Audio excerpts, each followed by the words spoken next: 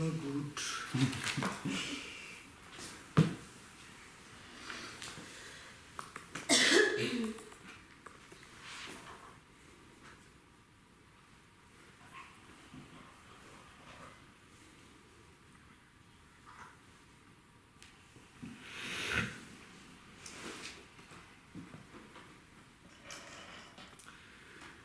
Now I don't really have much to say. The text itself actually sort of finished. But just as a concluding remark, just to, since at the beginning too, I spent like one session just talking nonsense. At the end too, I spent talking nonsense. So now, if you are thinking what just happened, if we think, oh, what was all that about debate and all that? There is a sort of a map actually of a person from being an ordinary being to a completely enlightened person, and this text is really like the map of it. He starts with Bodhisattva comes from compassion, bodhicitta, and non-dual wisdom, non-dual understanding. That is the first beginning when a bodhisattva, seeing suffering of other sentient beings, sort of gets completely overpowered by it. This really, maybe it has happened to all of us, or maybe it has happened to only some of us, that to be completely overpowered by compassion, that you do something that is completely irrational. That type of compassion entering the mind of the beings,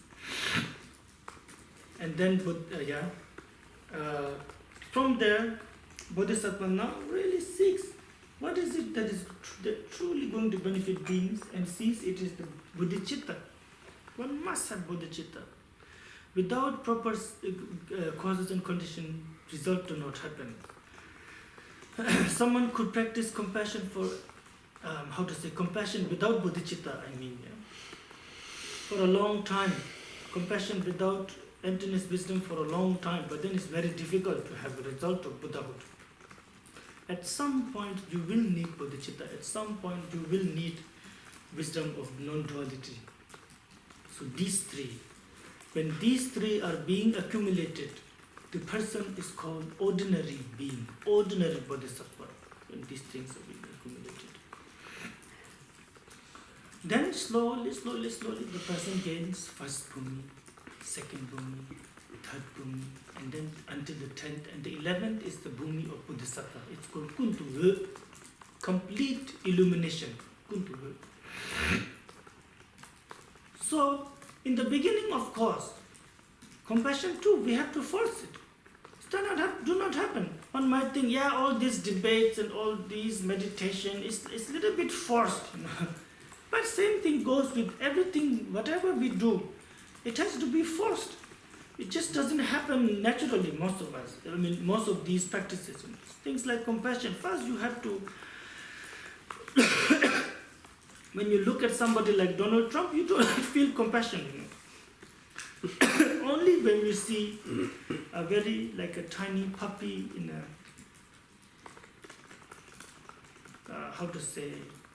in a rain, cold and muddy, chased by big dogs, other animals, you look at, very compassionate. Because first, our compassion is really sort of completely colored by our arrogance and self-clinging. We cannot have compassion when the object of compassion is sort of challenging us. You understand? The object of compassion has to really look down and cry, maybe help me. Then it's very poor, so sad. This happens. So it is very much forced. If you really similarly, someone, I'm a follower of Buddha. I must behave. I must give donation, or I want to practice paramita of generosity, all that. It is sort of forced. Then slowly, compassion to beings, sort of without forcing. Of course, still depends on a lot of reason though. Someone have to suffer somewhere, but still without forcing comes. Still ordinary sentient beings. Then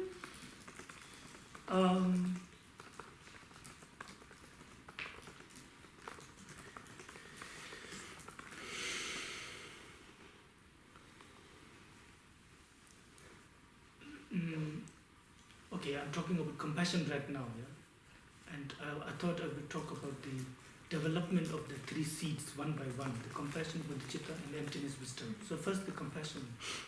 And slowly, you really sort of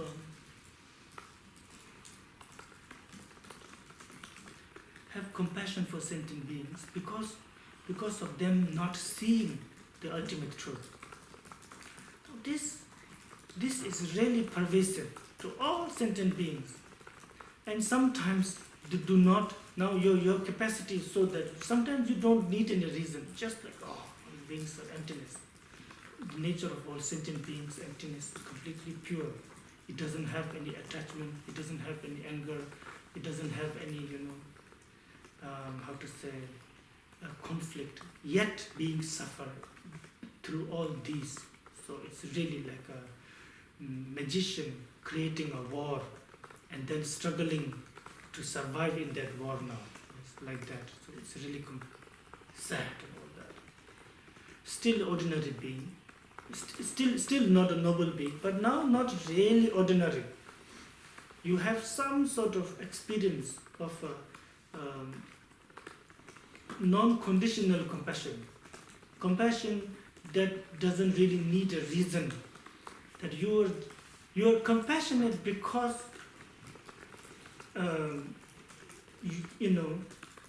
that is what you are becoming now. This is just who you are. You could just be sitting somewhere and you don't need a reason to be compassionate. Just as soon as beings appear, you are compassionate. This sort of compassion, Tulku Rinpoche talks about this. And I really like that, how he put it. He says, such a being is compassionate, not because there is a specific reason now, just so that this being is so full of compassion that it just overflows, almost like, if we give an example, it almost overflows and reaches out to all beings. Then comes the objectless compassion. There is a type of compassion that doesn't even need any object of compassion. We don't even understand it now. Now this is the first bhumi. When first objectless compassion happens, that is the first bhumi. Yet, such a person still may have a lot of grasping while being compassionate. Then on the last three bhumis, the compassion has no object, also has during meditation and post-meditation also no grasping. The compassion without any grasping. And then finally the compassion that really cannot be explained in any way, which is the compassion of Buddha. Now the same goes for bodhicitta. Ordinary bodhicitta, aspiration bodhicitta, and application bodhicitta. These are all ordinary bodhicitta, and those who have this is called ordinary bodhisattva. Then after a while, now the bodhicitta, still ordinary bodhicitta, yet amongst ordinary bodhicitta it's extraordinary. Through the power of the bodhicitta, outer phenomena also get influenced now. Through the power of bodhicitta, for example, now the bodhisattva body doesn't have any other sentient beings living inside the body. Bodhisattva wishes and prays to be born in hell. Like that. Bodhisattva can, there is a fire burning the whole town. Bodhisattva can just say, through the power of my merit of practicing bodhicitta, or practicing emptiness, may this fire be vanquished, like just snapping and the fire is gone. Still not noble noble beings, yet on the path, still not reach first bhumi, but it is called the path of accumulation. Now the bodhicitta is becoming quite strong. About almost ready to become ultimate bodhicitta. Which then afterwards, after that comes now the ultimate bodhicitta. The bodhicitta that really has no boundary. The impact of bodhicitta has no boundary. Because the bodhicitta is not based on any object anymore. It is objectless. It is called ultimate bodhicitta. That. Which goes on until this Buddhahood. And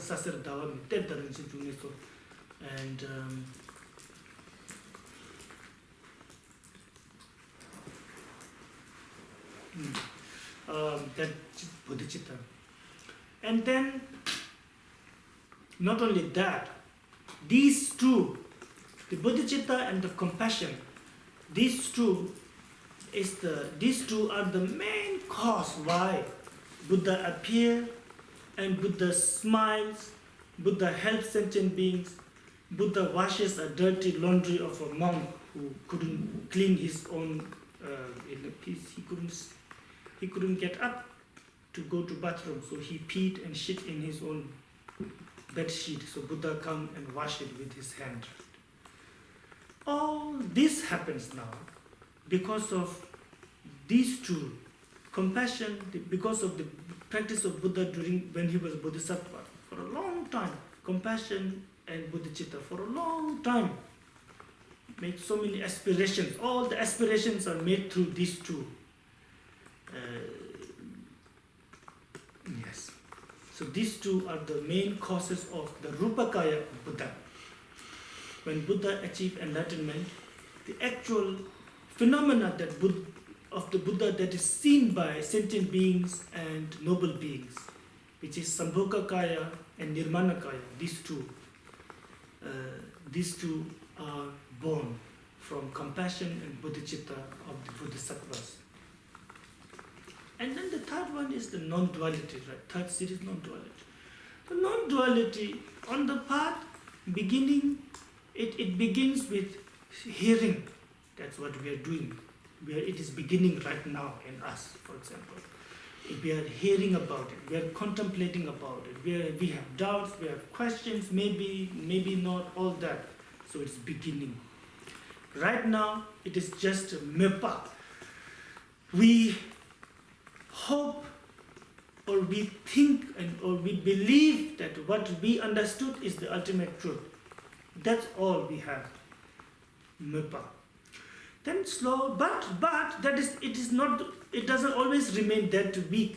This belief also, like after a while, for example, I meditate on, I learn.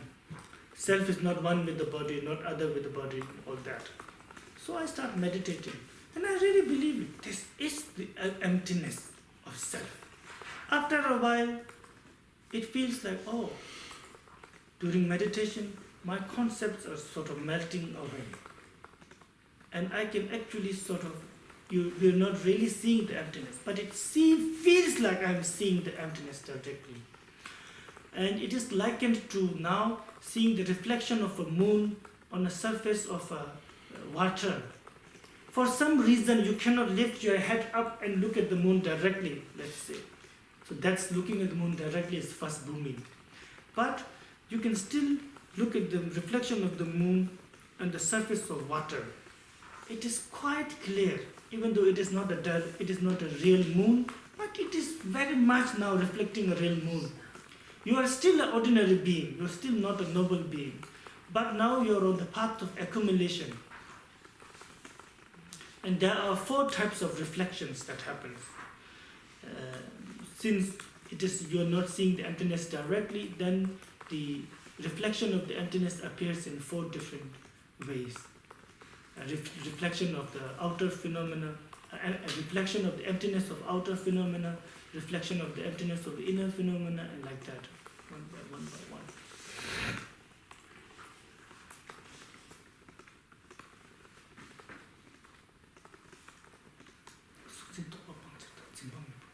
Anyway. And then when you finally see the emptiness directly, this is the first bhumi.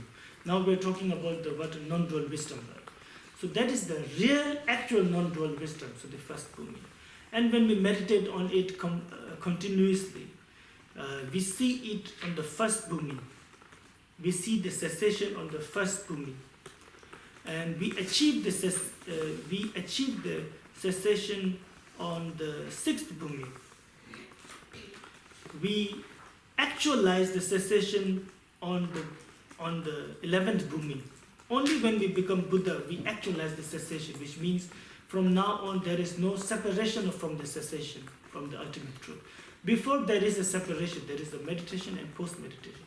But in the state of Buddhahood, there is no separation.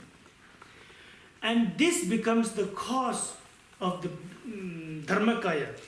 This becomes the cause of the Dharmakaya. When the Buddha gains liberation, his wisdom of seeing the nature of all phenomena. This comes when Buddha was ordinary being. He was studying like us, one by one. He was honing or sharpening his wisdom, so that at the end, Buddha gains a wisdom that really cannot be mitopa means cannot be stolen by outer, inner, or secret disturbances in any way now. That's not possible. There's no turning back from there. No turning back from there. We really have to think about this. No turning back from there. What does that mean? Sirmitopa means no turning back. Anyway, so now, really, if we could, when we are being compassionate, since we are very selfish right now, I mean, I am very selfish, I don't know about you guys, so when I'm trying to be nice, I have maybe 100 euro in my pocket, but I give 50 cents to a beggar. Okay, oh, poor guy, or maybe 1 euro, that's a lot. 2 euro maybe when the special thing happens, And I can really think, this will be the cause of my nirmanakaya.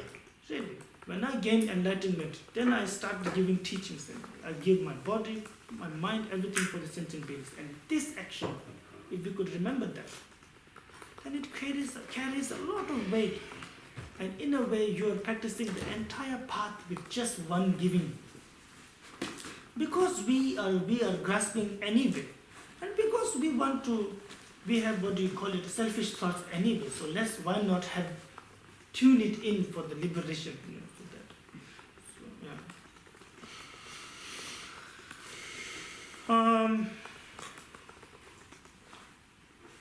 So, so the path is definitely very long. It's a long-winded path. And the result is also not very, very nearby.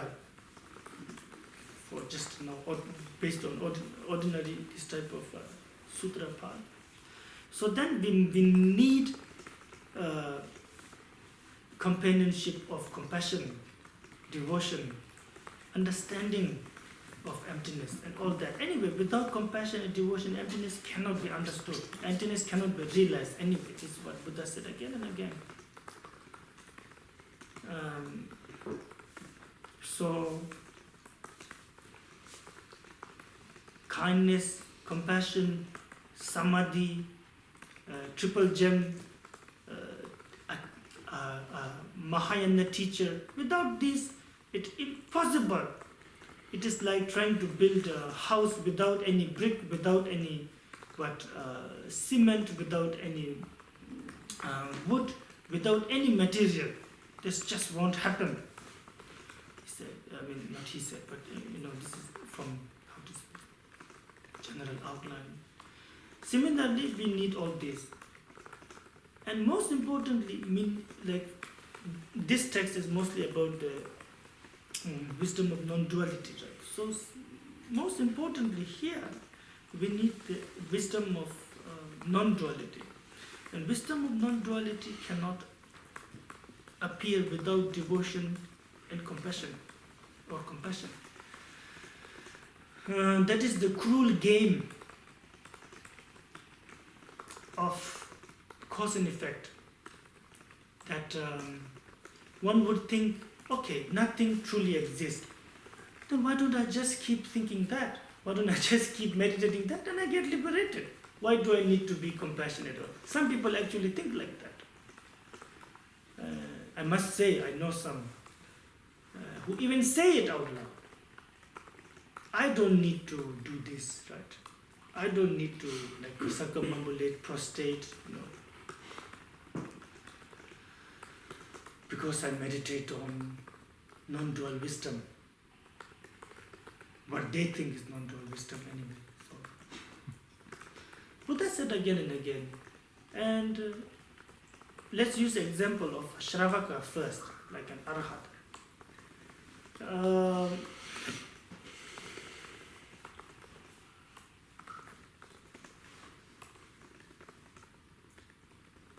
Anyway, most of those Arhat, during the time of Buddha did not necessarily give reasoning so much. Of course he gave, but not as much as the later masters like Nagarjuna.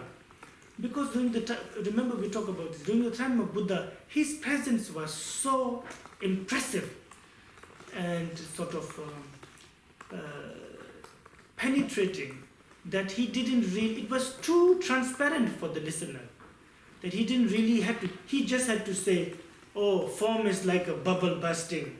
And that's it. Like, they get it. Oh yes, form is like a bubble bursting. They understand it. Not just that they're following blindly, they really understand it. It was a perfect time, perfect listener, perfect speaker, perfect dharma.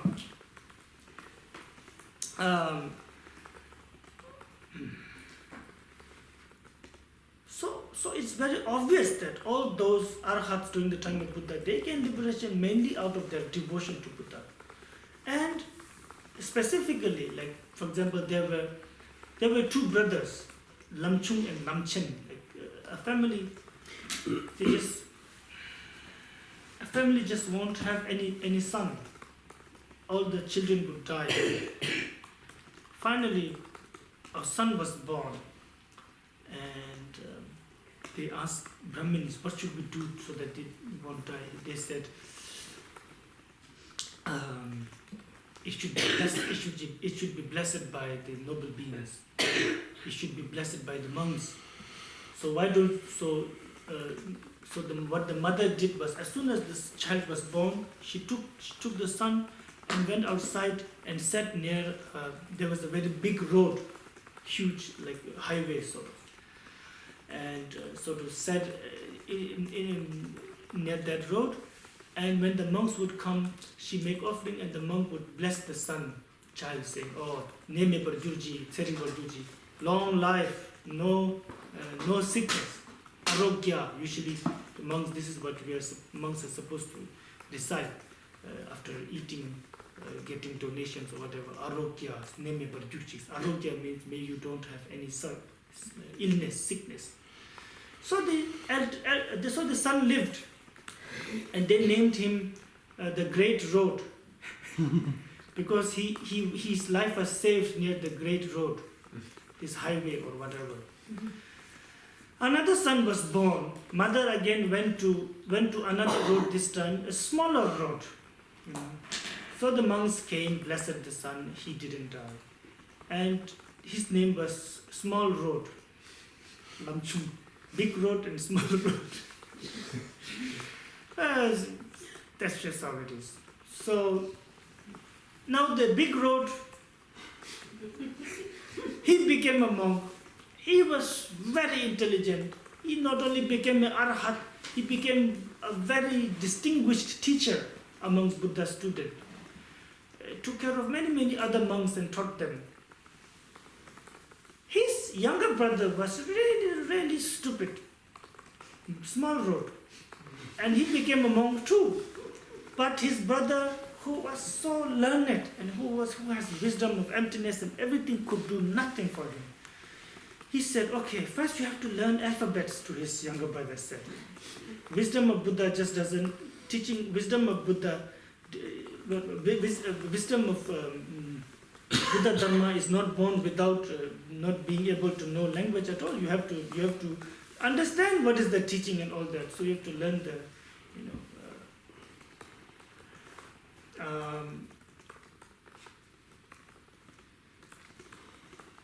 he would teach him ka when he's learning. The younger brother say ka.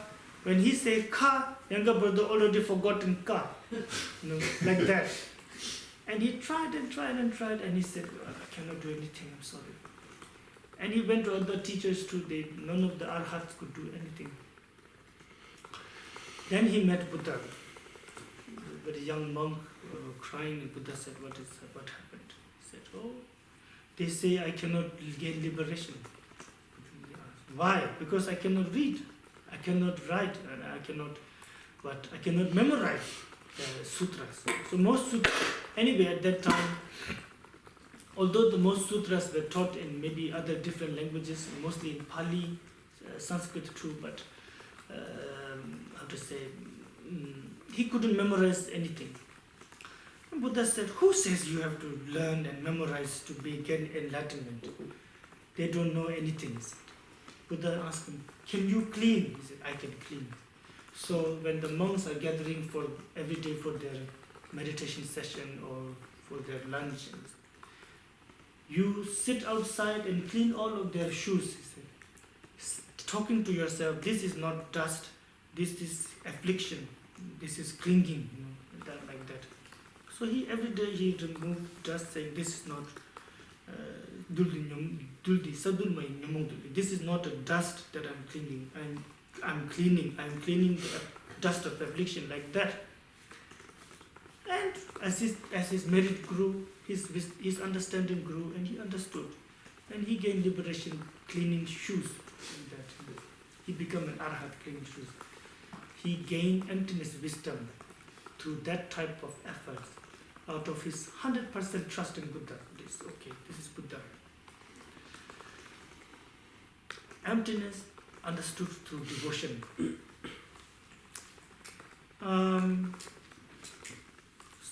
We kind of are fortunate beings because we have a path that is like forcibly giving birth to emptiness wisdom. Through force, it is said, forcing the mind to be liberated, without a slow building. We just sit somewhere and recite some mantra and immediately transform ourselves, so to speak. Which is what all this Vajrayana is about. Which is why the great Sakyapa master called Sonam Tsemo, he said the entire Vajrayana teaching is I think he meant when he said Vajrayana. Anyway, he said the Vajrayana teaching, entire Vajrayana teaching is definitive teaching. It is not, expedient. It is not expedient. It is all definitive.